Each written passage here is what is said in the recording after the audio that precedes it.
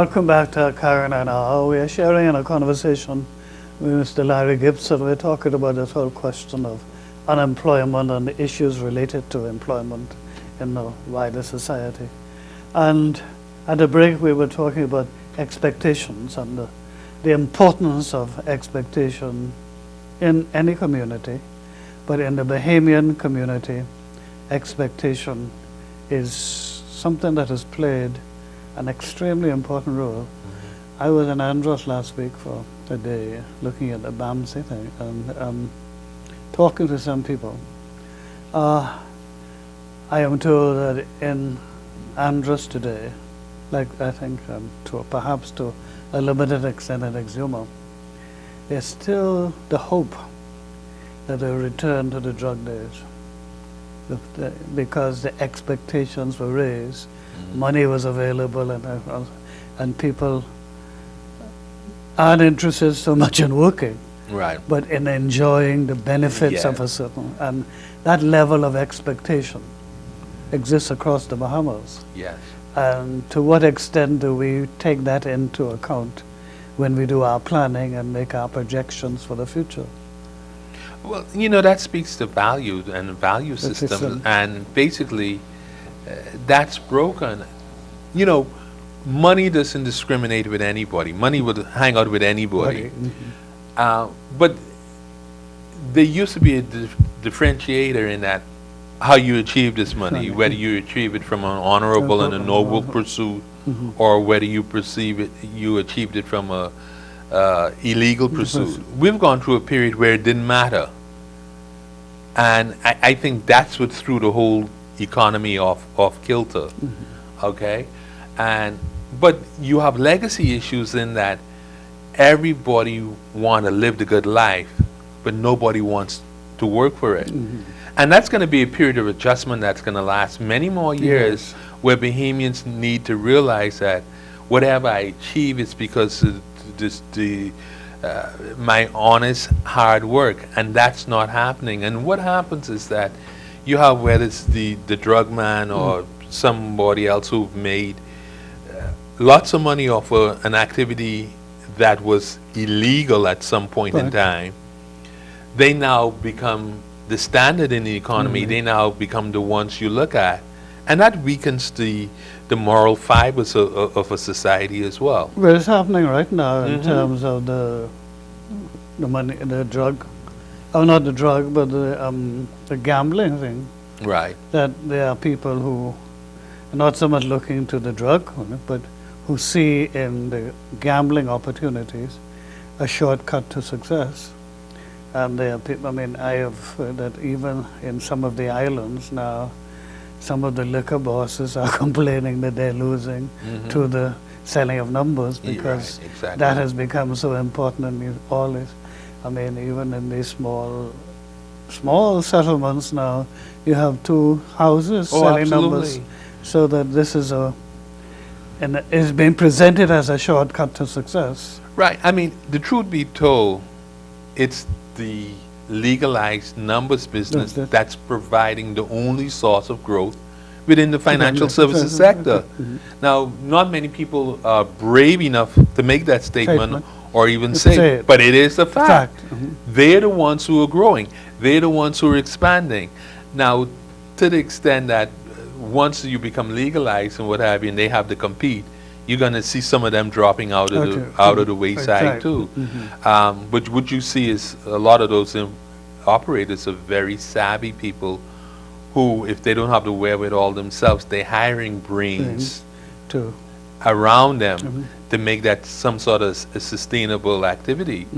And I guess there's a parallel even in government, whereas you need to bring in brains to augment so that we can sit down and determine ways and determine new initiatives, what will move our economy forward. But I think that's something that is absolutely essential, that you can't plan to move forward without the skills. You have to have the people That's right. who are not just talented, but who are able to assist you in looking at what's there and coming up with ways and means of dealing with the reality and moving forward. And it does require brains. I mean, you can't run a country of rallies and political meetings. I mean, the razzle dazzle.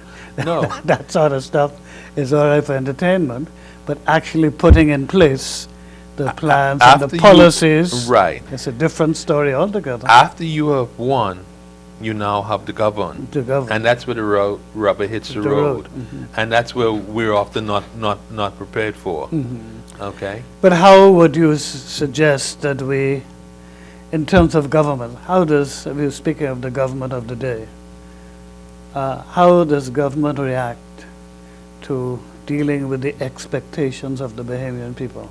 But you have to lead by example as well.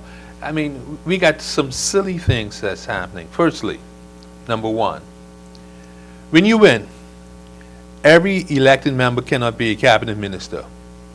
For a country this size, we shouldn't have no more than 10 cabinet ministers. If the cabinet is to be the instrument that is designed to be. We have 20-something. It cannot be jobs for the boys. For some silly reason, we do not pay for gasoline for a minister's car. But if he takes a red plate, we pay for gasoline for that. Yeah. So as a result, every minister literally has two cars or more. In an economy like this, where you should be going in the opposite direction, just something as silly as that. Okay, so you have the lead from by example, and we're not seeing an awful lot of that. The other thing too is that because of the nature of our economy and we're so dependent on foreign direct investment, we need to have a pride and we need to encourage more local investing. We have a lot of Bahamians with substantial wealth, and we need to somehow get them off the sidelines and get them from stopping to continue to take their funds offshore and invest in the Bahamas.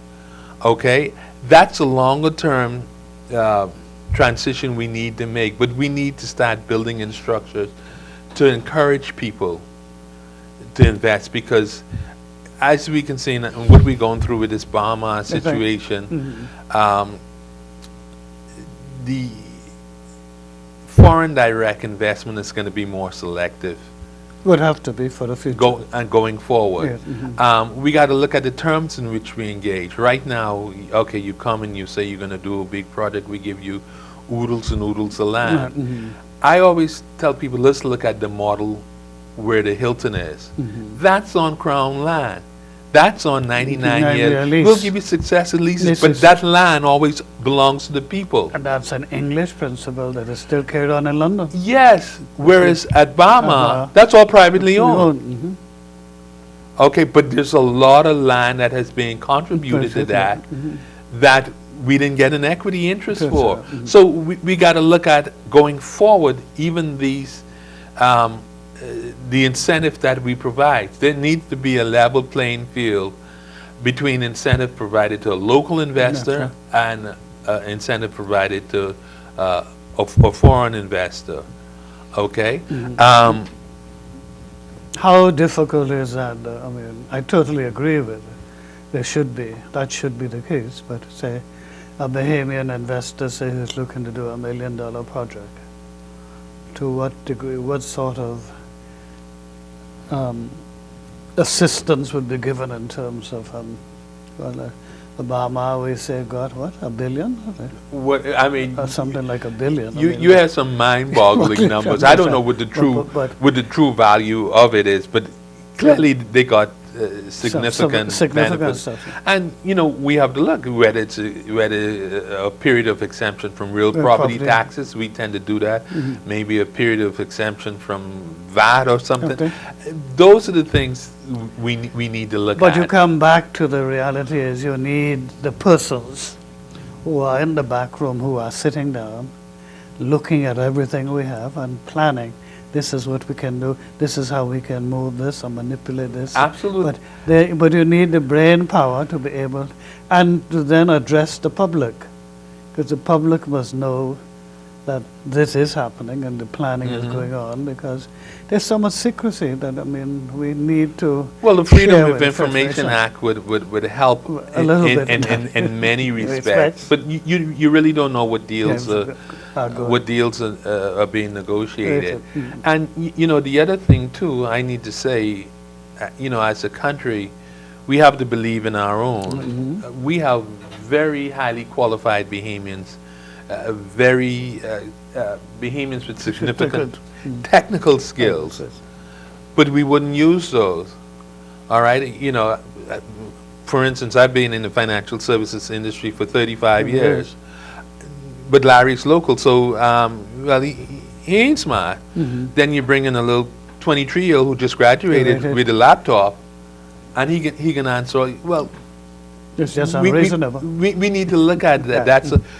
We got to look at what skills repose within and among ourselves, and use those more effectively and more frequently, because you know, not only are you looking at something for its own merit from a professional basis, you also have the benefit of adding the local oversight. We don't tend to have enough of that until the end. Okay. Good. Well, at this, we take our final break, and we come back for our final segment.